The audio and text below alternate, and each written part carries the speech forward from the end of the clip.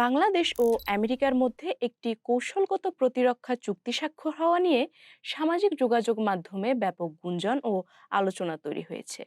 অনেকেই দাবি করছেন দুই দেশ এমন একটি প্রতিরক্ষা চুক্তি নিয়ে অগ্রসর হচ্ছে যার আওতায় বাংলাদেশের বিভিন্ন বন্দর ও বিমান ঘাঁটির মতো কৌশলগত অবকাঠামোগুলো মার্কিন সামরিক বাহিনী ব্যবহারের সুযোগ পেতে পারে। তবে এই বিষয়ে ঢাকা কিংবা ওয়াশিংটন কোনো পক্ষেরই এখন পর্যন্ত কোনো আনুষ্ঠানিক বক্তব্য পাওয়া যায়নি, যদিও বিষয়টি নিয়ে আলোচনা থামেনি। আমেরিকা ও বাংলাদেশের মধ্যে কৌশলগত প্রতিরক্ষা চুক্তি স্বাক্ষরের ক্ষেত্রে দুটি চুক্তি নিয়ে কথা হচ্ছে বেশ।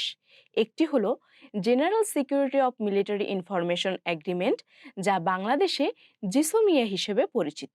আরেকটি হলো acquisition and cross servicing agreement, এটি পরিচিত আকসা নামে। আজকের ভিডিওতে আমরা জানব আকসা চুক্তি আসলে কি, কোন কোন দেশ আমেরিকার সঙ্গে এই চুক্তি করেছে, আর এই চুক্তির আওতায় আমেরিকা কি সুবিধা পায়। আকসা চুক্তির মাধ্যমে মার্কিন প্রতিরক্ষা বিভাগ এবং মিত্র দেশের সেনাবাহিনী একে অপরকে রসদ বা লজিস্টিক্স দিয়ে সহায়তা করতে পারে।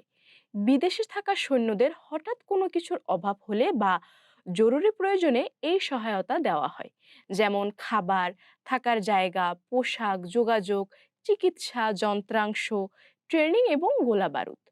Office of international security operations বা আইএসও এই সব অনুরোধের জন্য মার্কিন পররাষ্ট্র দপ্তরের অনুমতি নেওয়ার কাজটি করে থাকে। এই চুক্তির মূল লক্ষ্য হলো কোনো অঞ্চলের স্থিতিশীলতা রক্ষা করা।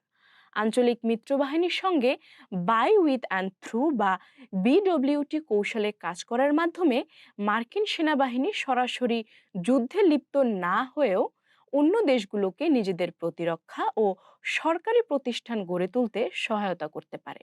সহজ কথায়, সরাসরি যুদ্ধে না জড়িয়ে স্থানীয় ও বহুজাতিক অংশীদারদের সঙ্গে কাজ করে তাদের নিজস্ব প্রতিরক্ষা সক্ষমতা বাড়ানো এবং বৈশ্বিক স্থিতিশীলতা রক্ষা করাই এই সহজ ও কার্যকর চুক্তির মূল লক্ষ্য। কিন্তু এই চুক্তিতে যুক্তরাষ্ট্র কি কি সুবিধা পায়, আসুন জানা যাক। এই চুক্তি অনুযায়ী দীর্ঘমেয়াদী রসদ অবকাঠামো তৈরি না করেই মার্কিন সামরিক বাহিনী যে কোনো বিদেশি অঞ্চলে দ্রুত মোতায়েন হতে পারে। দূর থেকে মালামাল পরিবহনের খরচ বাঁচিয়ে স্থানীয়ভাবে মিত্র দেশের কাছ থেকে রসদ সংগ্রহ করা যায়। মাঠে থাকা মার্কিন কমান্ডাররা দ্রুত আবাসন, গাড়ি বা চিকিৎসা সুবিধাও পেয়ে যান এই চুক্তির আওতায়। ন্যাটো ও অন্যান্য জোটের অংশীদারদের সঙ্গে দ্বিপক্ষীয় প্রতিরক্ষা সম্পর্ক গভীর হয়। এবার জেনে নেওয়া যাক আমেরিকার সাথে এই চুক্তি থাকলে অন্য দেশের কি সুবিধা।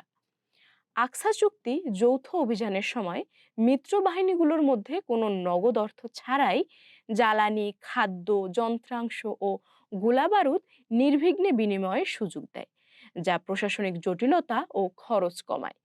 এর ফলে আমেরিকার সাথে বড় আকারের সামরিক মহড়া সহজ হয় এবং মার্কিন লজিস্টিক নেটওয়ার্ক ও আধুনিক হার্ডওয়্যারের সাথে মিত্র বাহিনীর কাজের সমন্বয় বাড়ে। একই সঙ্গে এটি প্রাকৃতিক দুর্যোগের সময় মার্কিন পরিবহন সম্পদ ও চিকিৎসা সামগ্রী দ্রুত ব্যবহারের সুবিধা দিয়ে মানবিক সহায়তাকে বেগবান করে। ভূরাজনৈতিকভাবে আমেরিকার বৈশ্বিক লজিস্টিক চেইনে এই প্রবেশাধিকার নিয়ে মিত্র দেশের সামরিক পরিধি বাড়ায় এবং ওয়াশিংটনের সঙ্গে আনুষ্ঠানিক সম্পর্ক প্রকাশ করে আঞ্চলিক নিরাপত্তা হুমকি প্রতিহত করে। এছাড়া এর মাধ্যমে নিজস্ব বিমান ঘাঁটি ও নৌবন্দরের সক্ষমতা বৃদ্ধির পাশাপাশি বিশেষ আইনি সুরক্ষা এবং মার্কিন সরকারের কাছ থেকে অগ্রাধিকারমূলক বাণিজ্য ও সামরিক সহায়তা পাওয়ার পথ সহজ হয়। বিশ্বের প্রায় শতাধিক দেশের সঙ্গে যুক্তরাষ্ট্রের এই চুক্তি আছে। এই তালিকায় আছে অস্ট্রেলিয়া, ডেনমার্ক, ব্রাজিল, সৌদি আরব, ভারত ও শ্রীলঙ্কার মতো দেশ। এবার ফিরে যাই শুরুতে। বাংলাদেশের সঙ্গে যুক্তরাষ্ট্রের আকসা চুক্তির কোনো প্রমাণ নেই, তবে যুক্তরাষ্ট্রের পক্ষ থেকে এই আশা বেশ আগে থেকেই আছে।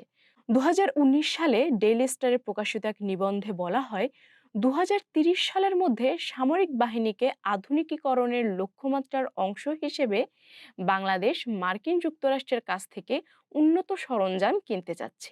এরই পরিপ্রেক্ষিতে যুক্তরাষ্ট্রের পক্ষ থেকে বাংলাদেশের সঙ্গে দুটি প্রতিরক্ষা চুক্তি স্বাক্ষরের আগ্রহ প্রকাশ করা হয়েছে।